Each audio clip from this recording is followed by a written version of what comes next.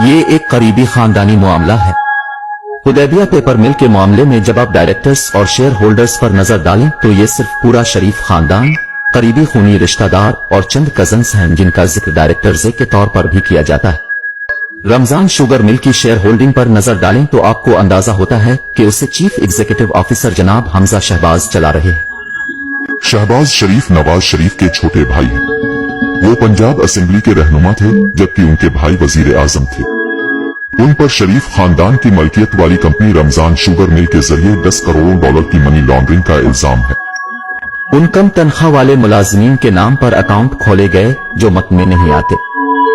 इन accounts में पैसे जमा होते थे और आखिरकार वो हमजा, शहबाज शरीफ, सुलेमान, शहबाज शरीफ और खुद शहबाज शरीफ के अकाउंट्स में जमा हो जाते थे।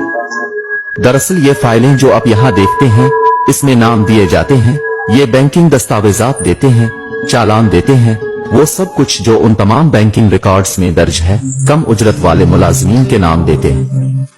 यहाँ एक मिसाल है, आप उसे देखें जनाब मसूद अनवर, वो उसे जनाब शहबाज शरीफ के नाम पर जमा करा रहे हैं। ये 1.6 मिलियन रुपए है। ये रकम हबीब बैंक ऑफ पाकिस्तान में 26 अप्रैल 2017 को जमा कराई गई थी जब शहबाज शरीफ वजीर आला थे। ये 13 मई 2016 को मियां मोहम्मद शहबाज शरीफ के नाम पर 6 लाख रुपए की एक और रकम है। जनाब मसूद अनवर के अकाउंट में 52,451 रुपए जमा कराए गए। 1 करोड़ रुपए और 90 लाख रुपए मसूद अनवर ने मिस्टर शहबाज शरीफ के अकाउंट में जमा करवाए।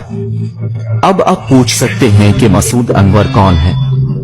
वफाकी तहकीकाती इदारे FIA की जानिब से की जाने वाली इस तहकीकात के मुताबिक मसूद अनवर थे शरीफ खानदान का निचले दर्जे का मुलाजिम।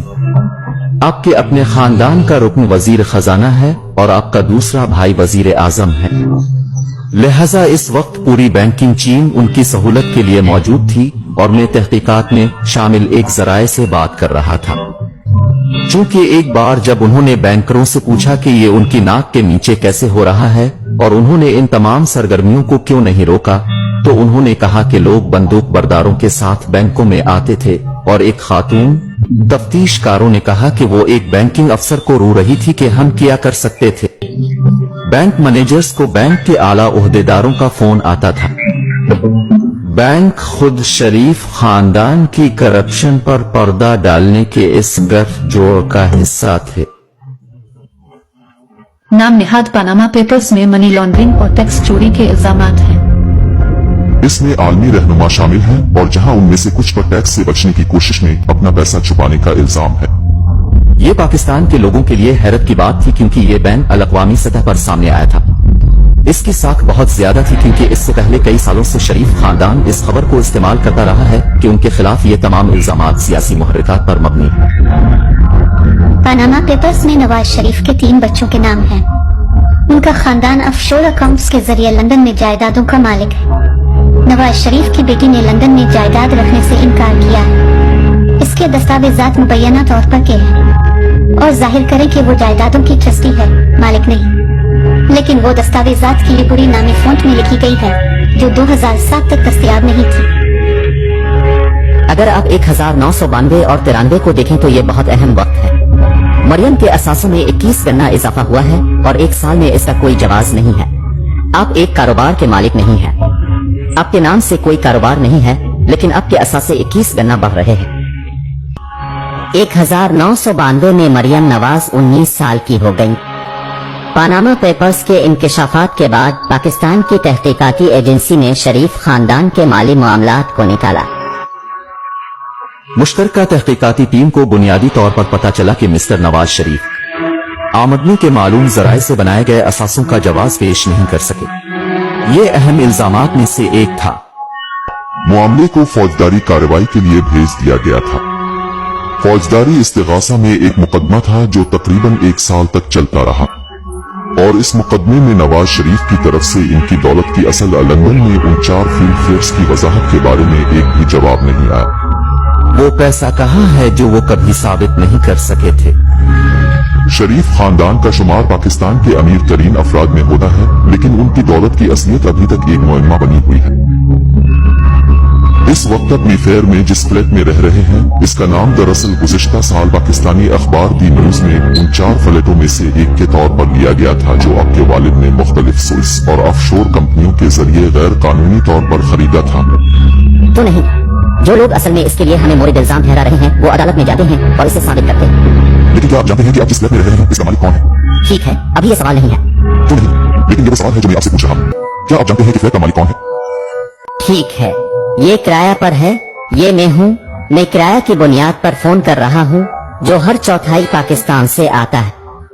आप उसे जाती तौर पर किराया पर दे रहे हैं या पैसा पाकिस्तान से आता है? पैसा पाकिस्तान से आता है। मैं अपने वालिदैन के साथ रहने वाले किसी भी दूसरे तालिब इल्म की तरह हूँ। मुझे हकीकत में ये जानने की जरूरत नहीं है कि हकायक क्या है और फ्लैट्स का मालिक कौन है और कौन किराया अदा करता है और कौन मेरे गुजर बसर के लिए अदायगी करता है। लिहाजा खानदान इसका मुस्तहक है। अगरचे ये मेरी गलती नहीं थी कि मैं एक अमीर और अमीर घराने में पैदा हुआ था। मेरे दादा ने ये सब कुछ सख्त मेहनत से हासिल किया। जब आप इनसे पूछेंगे कि आपको ये पैसा कहाँ से मिला तो वो आपको आजादी के वक्त अपने मरहूम दादा की कहानी सुनाना शुरू कर देंगे। हम हिंदुस्तान से आए थे, हमारे पास कारोबार है। सच छोटी बात यह है कि दुनिया में ऐसा कोई कारोबार नहीं है जिसके पास मनी ट्रेल ना हो। अगर आप उनकी टैक्स फाइलिंग को देखें तो ये एक बड़े सनती खानदान के तौर पर सामने नहीं आता है। शरीफ खानदान पाकिस्तान के इस अमीर घराने में कभी शामिल नहीं हुआ, लेकिन अब अगर आप पाकिस्तान के अमीर तरीन खानदानों की फहरिस्त बनाएं तो यकीनी तौर पर शरीफ खानदान टॉप 3 में शामिल होगा। हो सकता है कि टॉप 5 में इसलिए शामिल हों कि लक्समबर्ग, बरतानिया, मुत्तहिदा अरब अमारात और सऊदी अरब में उनकी कितनी जायदादें छपी हुई है। अमेरिका में मुख्तलिफ बैंक अकाउंट्स में किया है जो मालूम नहीं कि ये 4 अरब डॉलर है या 5 अरब डॉलर, ये मालूम नहीं है। दिसंबर 2018 में पनामा पेपर्स के इंकशाफात के नतीजे में नवाज शरीफ और उनकी बेटी को करप्शन के इल्जामात में 7 साल कैद की सजा सुनाई गई। नवाज शरीफ लंदन में इलाज के लिए जमानत पर हैं और लंदन से पाकिस्तान वापस आने से इनकार कर रहे हैं। नवाज शरीफ का दावा है कि उनका सवाल पाकिस्तानी फौज की साजिश है। We contacted Priti Patel MP, the Home Office Minister, to ask her why Nawaz Sharif, who had overstayed his British visitor visa by 2 years, had not been extradited from Britain. Priti Patel had been eager to deport asylum seekers during her time at the Home Office, yet she took no action against Nawaz Sharif. Priti Patel MP in the Home Office did not agree to an interview. We also contacted the National Crime Agency. We wanted to find out why there had been no meaningful investigation into Nawaz Sharif's assets. The NCA did not agree to speak to us.